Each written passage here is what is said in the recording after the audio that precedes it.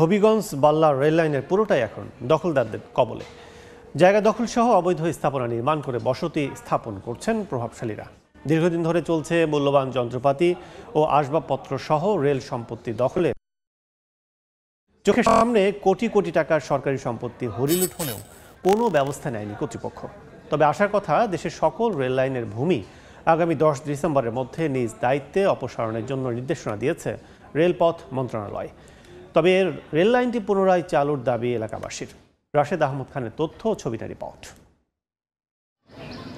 British আমলে নির্মাণ করা হয় হবিগঞ্জ বাল্লার রেলপথ। সীমান্ত এলাকার মানুষের যোগাযোগের প্রধান মাধ্যম ছিল ট্রেন। বিশেষ করে চুনারুঘাট মাধবপুরের 20টি বাগানের চা পাতা সরবরাহ করা হতো ট্রেনে। এই রেল লাইনকে কেন্দ্র করে 2 উপজেলার ব্যবসা বাণিজ্য ছিল সচল।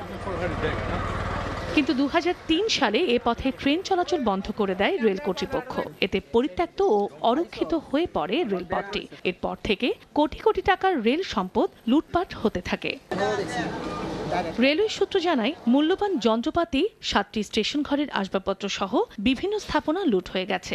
দখল হতে চলেছে রেলপথের অন্তত 30,000 একর ভূমি। যারা ফুটপাতে ব্যবসা বাণিজ্য আমরা করি, আমরাও ছেড়ে দেব, তবু ট্রেনটা চালক, এটা আমরা চাই।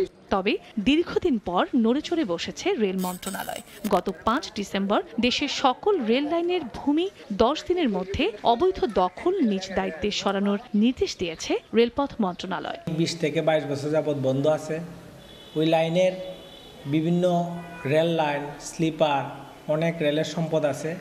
রেল কর্তৃপক্ষ অনেক চেষ্টা করে ওই সম্পদগুলা রক্ষণাবেক্ষণ করার। 1928 সালে হবিগঞ্জ সদর থেকে বাল্লা পর্যন্ত 45 কিলোমিটার রেল লাইন স্থাপিত হয়। সময় সংবাদ, হবিগঞ্জ।